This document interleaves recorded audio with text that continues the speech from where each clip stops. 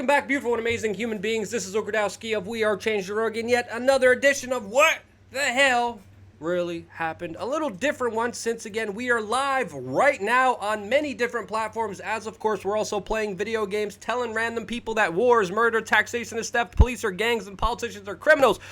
But we're also live on a number of other platforms, including DLive, Twitch, Facebook, and others, doing a little live stream going over the news. And since I most likely have a flight in a few hours, the only real way to get this video out is to do it right now in the moment, and that's exactly what we're going to do, talking about very important issues, the latest developments with, of course, the fight in Congress, the fight in Washington, D.C. about the future wars in the United States. Just moments ago, it's important to understand here, the U.S. Congress, the House, voted to approve the National Defense Authorization Act of 2020, a $733 billion bill that, on the good part, will, of course, threaten to end not only the Iraq war, but prevent war with Iran, and also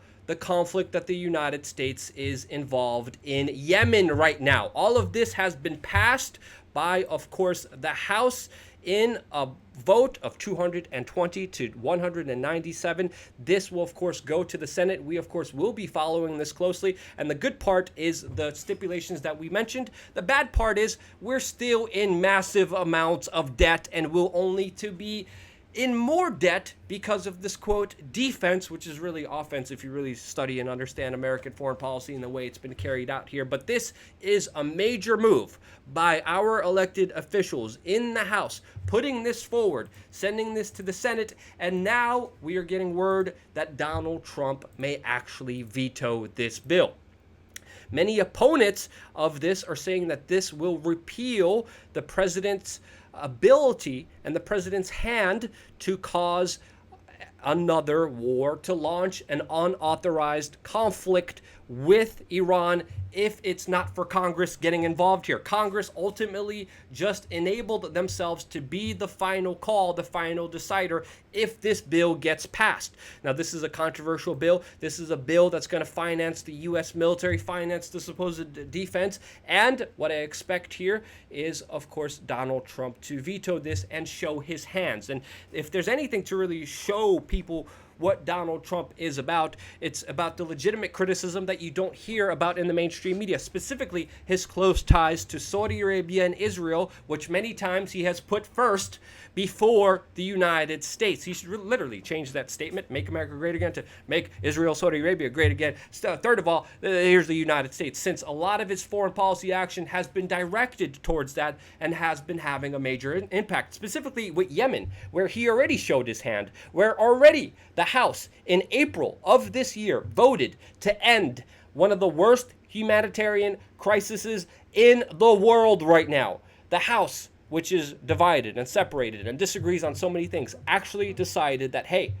creating and being a part of the world's worst humanitarian crisis, helping out Saudi Arabia fight the Houthi, mainly Iranian-supported rebels and other affiliated rebels alongside Al-Qaeda, is not something that the United States should be doing. This is something that Congress passed, and this is something that Donald Trump vetoed.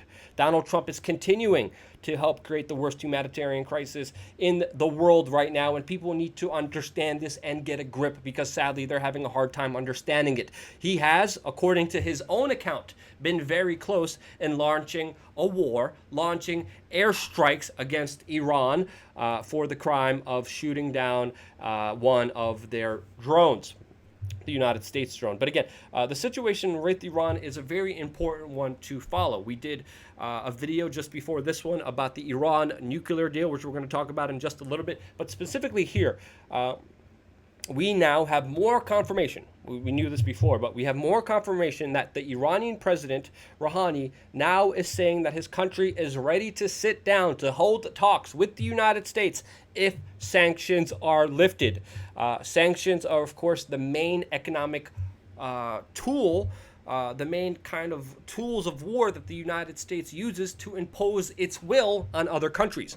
This is in part why there's such a humanitarian devastating impact in Venezuela. Part of it is because of the U.S. sanctions on Venezuela. A lot of the heavy sanctions on Iran are being felt by many of the Iranian people. Some of the weakest people in their society are being affected by these sanctions. They are crippling sanctions because of the power of the U.S. dollar, especially the U.S. petrodollar on the world market. Now, because of these crippling sanctions having an effect on Iran, Iran is saying, hey, let's sit down, let's talk about this, let's work out a deal that will work out towards the better benefit of everyone. Will this happen? In my personal opinion, from the way things have been going, no. They won't be going well. We also got leaked information that we talked about yesterday that Trump allegedly got rid of the Iran deal to spite Obama. We told you that was wrong, and we're getting more information that a lot of this was pretty much a kind of purposeful leak in many people's opinions, since, of course, it also came out that the diplomat to the United States also, at the same time, supported Robert Steele in this entire situation. So this is only becoming more of a convoluted situation with these supposed leaked memos that were not supposed to come out. But again, in my assessment, they are wrong on just a lazy kind of analytical look. But when you look at the larger perspective of the Iran deal, they are correct in my opinion. But as this is happening, the United Kingdom is also saying that they're going to be releasing the Iranian tanker that, of course, they took control of and stopped moving in open waters because the United States asked the United Kingdom to do this. Now we're getting word that the UK will be releasing this Iranian tanker, which happens at the same time that the Iranians say that they want to sit down at the table. This could not be coincidental, but this is an important aspect to also look here, since not always correlation means causation, but it is important to understand the bigger timing that's happening here with the bigger moves that are being moved forward here. Now, you would say to yourself, wow, amazing, 4D chess by Donald Trump, and I'm going to say you are going to be wrong on that, but prove me wrong. Show me evidence to suggest otherwise. And the main reason I believe that is because the Iran nuclear deal is essentially the same deal that Donald Trump wants to have with North Korea. This is a deal that made sense. Iran didn't have nuclear weapons, but they got rid of sanctions that the United States held against Iran, which made Iran sell oil on the world market. Oil was more available. Oil was cheaper. The economies in the world thrived because energy was more readily available. This was a win-win for everyone. Will Donald Trump negotiate the same deal? No, because he's the one who ended it on behest of Israel, on behest of Saudi Arabia, and the neoconservative military-industrial complex voices in his administration that he appointed. Now, the UK has a clear goal here. The UK's foreign secretary is even coming out and saying failure of an Iran deal will pose an existential threat. Yes, that is true on many levels. Not only with the clash of civilizations that has been gearing for an extremely long time between the Sunnis and Shiites in the Middle East, but because of many other instances, especially with the alliances that Iran is entangled in, and of course the greater alliance of Israel, Saudi Arabia, and the United States that have been moving in their own kind of trajectory for their own special interest. And this is why we're seeing Netanyahu, who, by the way, is in major legal trouble. But Netanyahu just released a statement just a few months ago saying that the IDF, the Israeli Defense Forces, are the only army ready to fight Iran. Like, why do we need this hyperbolic language right now? Like we're finally having Iran saying that they want to come to the table. We're finally having their tanker released by the United Kingdom. We're finally getting some internal memos, which I believe may have been purposefully leaked here by the United Kingdom. The United Kingdom apologized for accidentally releasing these leaks, but I do believe a lot of this was purposeful, with the United Kingdom trying to, of course, work out a better deal here with Iran. And of course, Israel and Saudi Arabia are not happy about that, because this goes against their major kind of geopolitical interest. And we've seen the United States push forward with war with Iran, not only being 10 minutes away from it, which Donald Trump claims, but surprisingly he had a moral call not to kill 150 people, which again is extremely questionable when you look at the other kind of acts that Donald Trump has called for, committing more drone strikes than Barack Obama. But specifically, the groundwork is slowly being laid out here for there to be a war with Iran. Not only strategically with U.S. troop movement, not only with other things that are unfolding between the United States and Turkey and throughout the entire Middle East, but also small strategic moves like the United States in April of this year labeling the Iranian military force as a foreign terrorist group.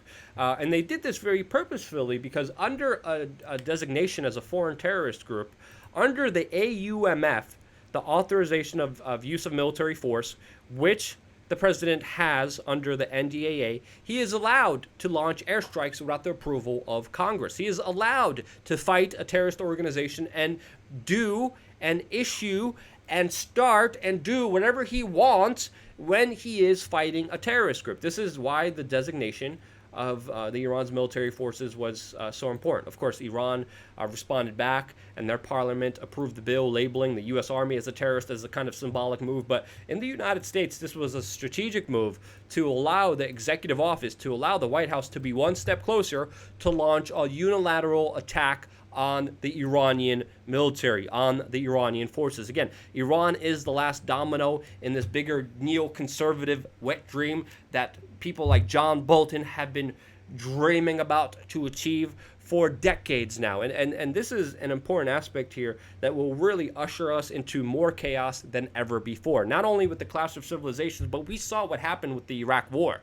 The Iraq War not only made millions of people suffer and lose their lives and created torture and created the destruction of speech, the destruction of people's rights and liberties, not only here in the United States, but all over the world. But the war in Iraq created more problems, created radical jihadis, created ISIS, created al-Nusra, created groups that were radicalized in a completely asinine backwards move. And this is what I need you guys to understand here. A lot of people are saying, no, they won't do Iran. It makes no sense. No, there's no way Donald Trump will do this. People need to understand, this is the same thing that people were saying under, of course, the Bush administration. It was totally illogical looking at the bigger geopolitical picture for the United States to invade Iraq. Iraq was mainly a Sunni country that counteracted Iran, which was a Shiite country. And when we got rid of Saddam Hussein, there became a huge vacuum of power that the Shiites became more influential in officially. But the Sunnis became more radicalized and were pushed out because of the more Shia forces that came in there, because of the U.S. military saying, hey, you Sunnis can't serve in the military anymore, you Baptists can't serve in the military anymore. And these particular sects in Iraq moved towards creating their own organizations, their own groups, which were very spiteful and angry because the U.S. military came in there and bombed a lot of people, some of them being innocent, some of them that were officially covered up, some of them that people like Julian Assange, Bradley Manning, Chelsea Manning, and other individuals exposed to be wrong and illegal and just outright vicious. Those are the people that were put in jail, that Donald Trump is also pushing forward with punishing for exposing those larger truths. So ask yourself this question: is the war possible? Absolutely.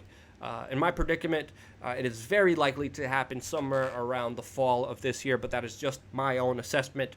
What do you think? Let me know, of course, in the comment section below. I hope you guys enjoyed this video. This was a kind of last-minute random video. I think it went off very well. If you appreciated it, share it with your friends and family members, because anytime alternative media talks about Iran, automatically demonetized. Confirmed by manual review means the video is not only demonetized, not only do I not earn money for the day, but it's downranked in the algorithm. The channel gets hit, the videos get suggested less and less, and at least 1/3 of the viewership sees the video because it's not monetarily friendly. And again, these are important issues that need to be talked about. And sadly, you talk about them, you get punished by Google, which is exactly what they wanted. They want the mainstream media to have the narrative. They want the mainstream media to have the control, so we could have another Iraq war, because the same special interests all trickle down into the same aspects of power that want to fool you, that want to lie to you, that want to convince you that killing and murdering is right. And it's not.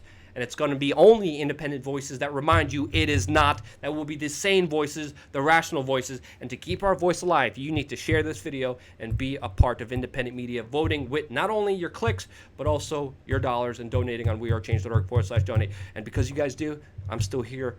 A lot of other people are not here. A lot of other people who did this, they're no longer around. I'm only here because of you, and that's why I love you guys. Stay tuned for more here on WeAreChange.org.